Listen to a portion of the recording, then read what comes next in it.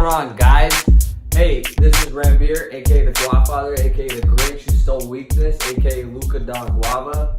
And I have one superior method for you to not binge eat your Halloween candy, okay? So I know Halloween was yesterday.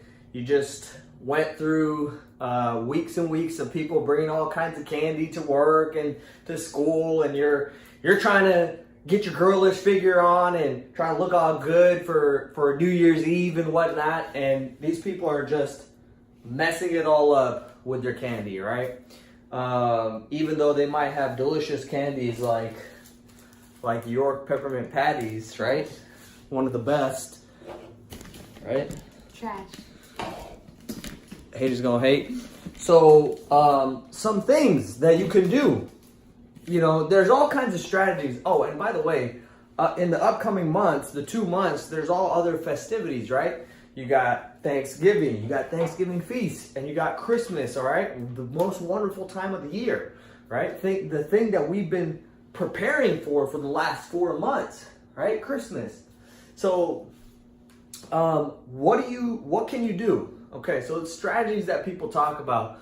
Oh, you know, you can work out really hard and work out all the time and then, you know, burn all these calories, right? You can, what else? What else can people do? Run. You could go running. What else? Sauna. You can go sauna. What else? Not eat for a week. You cannot eat for a week. All these things are silly things, okay? So here's one superior strategy, okay? And this is a little bit, it's gonna take a couple minutes to explain because there's a few parts in there, okay? So part one is who cares, okay? That's part one. What did you do? You ate some goddamn candy. What does that mean? Does that mean you're a bad person? No. Should you be beating yourself up because you ate all these delicious York Peppermint Patties? No, you should not. This is delicious. Polar bears like these things, right? So first of all, relax, take a deep breath, and understand that you did not commit a crime. You did not do anything bad. All you did was eat some candy. Maybe more candy than what you normally eat. That's it. Step one. So recognize that there's nothing terrible that's happened, okay? Step two. Now, this is the part where people, my favorite analogy with this is the following. Going and eating a bunch of candy on one day and then the days after just binging on everything and just feeling miserable and being like, you know what, screw this, I suck, I'm just gonna continue eating and stuffing my face, and it just kind of goes straight into Thanksgiving, and you just eat everything and you feel like shit the whole time, like you're eating delicious food and you're still not feeling good, and you just go right into Christmas and New Year's, and then New Year's you might say like, New Year me, New Year me, New Year, new me, and then, you know, maybe that'll last a little bit, but basically they take this one-time event and then they drag it out forever.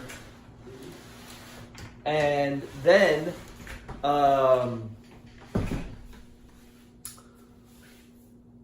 it just continues on. And so the analogy is this. It's like you have one flat tire and you were like, oh my God, like I have one flat tire. Let me just flatten the rest of my tires. That is what that's like.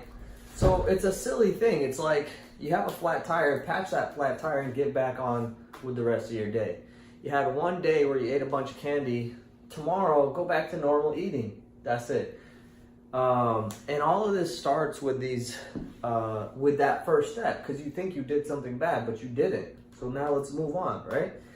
So that's the second part. Now the third part is the one that's really the magical key to all this, which is, you know, it's not going to matter what you do once in a while. It's not going to matter that you ate candy for, you know, too much candy on one day. It's also not going to matter that you ate salad on one day or you worked out for 1 week. what's gonna matter is what you do most of the time, okay?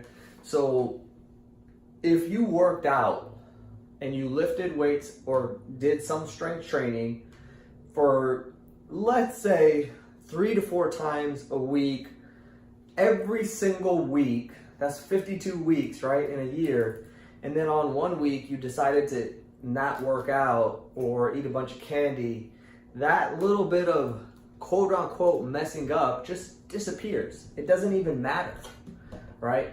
And so focus on what you do most often, not on what you do once in a while, whether it's good or bad, okay? So I'll leave you with a final analogy. Last analogy, best analogy, okay? If you have an Olympic-sized pool, okay, and you know it's a big pool, and you take a little thing like, I don't know if you ever made tie-dye shirts or like made cookies or whatever with like food coloring. It comes in the little plastic little thing and has a little color top, and you squeeze it and then the little drops come out of food coloring. What would happen if you take that, you know, let's say blue food coloring, and you dropped, you know, 2-3 drops into that pool? It would disappear into the pool, right? Even if you, let's say you even drop that entire little bottle, okay, into the pool, it eventually disappears and there's no trace of it. You have to think of your consistency as that pool, where a day of eating delicious York Peppermint Patties is not going to do anything. So that's something that's very, very important to really internalize, because it starts to shift your focus to becoming more consistent, and then not freaking out and worrying that you just ate, you know, delicious York Peppermint Patties, okay? So very, very helpful analogy. And then the reverse is opposite. The reverse is also true, where if you're the person who doesn't work out, your Olympic-sized pool of consistency is not working out, is eating like crap. So you trying to put a few drops of healthy eating and healthy habits is not going to do anything, because it's going to disappear in that pool. So you just got to flip it around and make the pool your consistency, the good habits, and then not worry about this, because you got the holidays, they're already here, you know. We got the Halloween, we just had the Halloween potluck. We're going to have the Thanksgiving second annual karaoke potluck. We got the Christmas celebration. We got New Year's extravaganza. You got family events. You got holiday parties, work parties. Like, those things are going to happen, and it doesn't matter if you set up your consistency correctly, all right? So just remember those 3 things. Number 1, it doesn't matter, okay? Number 2, gotta have the strength training, right? And don't continue on doing the bad stuff. And then the quote unquote bad stuff. And then number 3, which is, you know, remember, your consistency is the most important thing. And so enjoy those treats. And if you got questions, let me know.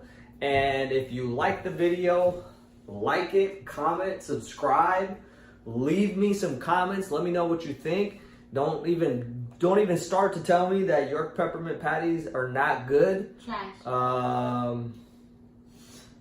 And click the little bell if you want to see more of my videos, and stay updated on the latest and greatest from the Grinch Who Stole Weakness, aka Guafather, aka Lucas Del Guava.